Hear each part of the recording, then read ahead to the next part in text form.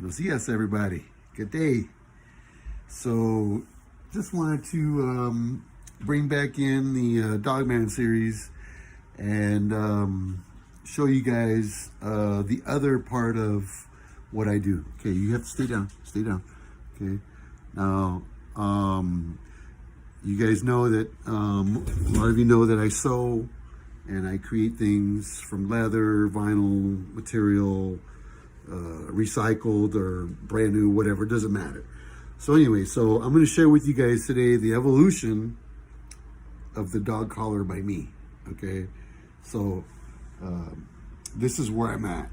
All right, so we're gonna switch you over to the other camera angle here. Okay, so here we have what I call the recycled leather, which is this here, which was actually a pair of pants, a leather pair of pants that I recycled. You stay down, stay down. So 1, 2, 3, 4. There's 4 different types of belt here that I've had to create. So this one here wound up without a D-ring, and I do plan to undo it and redo it and add in an O-ring or a D-ring.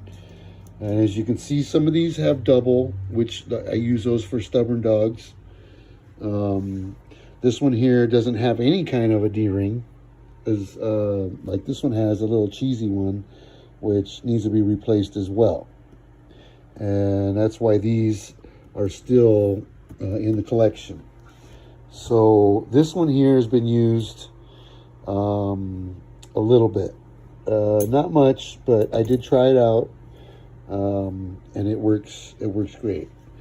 So the reason for these thicker pads, for these thicker areas, is to protect the dog's neck or throat, depending on the type of environment that the animals are in, or the type of work that they're doing, depending on the danger involved, right? Because they are game dogs. So here we have a little bit thicker leather, right, and it has a strap attached to it. And this general idea here came from another DogMan friend of mine, and for whatever reason I can't remember his name right now, but anyway, so this is his design, and this is essentially a fire hose type of nylon material. I don't know if that's actually a hose or just strap, but anyway, it's pretty huge, pretty thick, you know, really huge and thick. So I got my idea, a couple of my ideas for these from this general idea here, but however, I went one step further with this, and it is leather, like I said, but I included the strap. I reinforced it here with the rivets, and it's sewn. As you can see, all right, and this is a homemade buckle. So this is actually a D-ring with just a piece of stainless brazing wire wrapped around and then bent properly, right? Which I've done on a bunch of other ones too. So this is actually a good, effective design, and I was very surprised that it worked good for me. And if you can tell, you can see inside there, there's a piece of metal in there. You see that piece of metal? All right, so that, no, I didn't bring one with me. So anyway, it's just a bracket for cargo, tie downs that they sell at Home Depot. And that makes this a good collar for tying off your dog. This one right here. Excellent, excellent, excellent for tying off your dog. So these here are the next step. Actually, I take that back. This came before that. So these here, this one here was actually came out to be a pretty good, solid piece. But it has to go on tight because this is flimsy, If you don't have like a zip tie or something to hold this down, it's going to come off the dog if he's playing or she's playing with other dogs. So if it's flimsy, you got to be careful. And look at this fool here. What do you got, son? He's got his old collar. So anyway, these are you can be stubborn, fool. What do you think you're gonna? Hey, bring that back. Hey, bring it back. Put it back where you got it. Can you put it back where you got it? Put it back over here. Come on. Look, this is how you put it back. You grab it just like you did, and you put it back where it was. See, right here, right there, just like that. Okay, that means put it back. Understand? Thank you. You be a good boy. Daddy's talking right now, okay? So, anyway, but yeah, so this has an O-ring on it. And so anyway, these two here were some that were created when I made a very large one around this size for the puppy that you guys all know as LJ. Her name now is Jane of Valkyrie.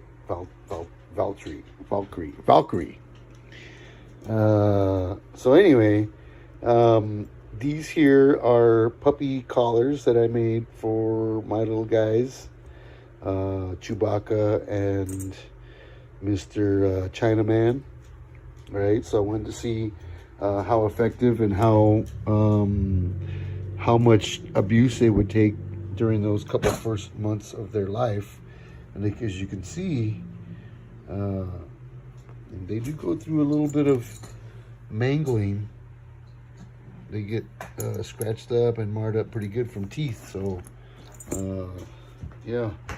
So anyway, this one hasn't been used. I did try it on a dog, but at the time the puppies, their necks were too small and he didn't like it. So I pulled it off of him. But this one is for around the same, a little bit larger, like so that would fit the puppies right about now. Because I just removed this from those guys 24 hours ago, and I'm replacing them with these here.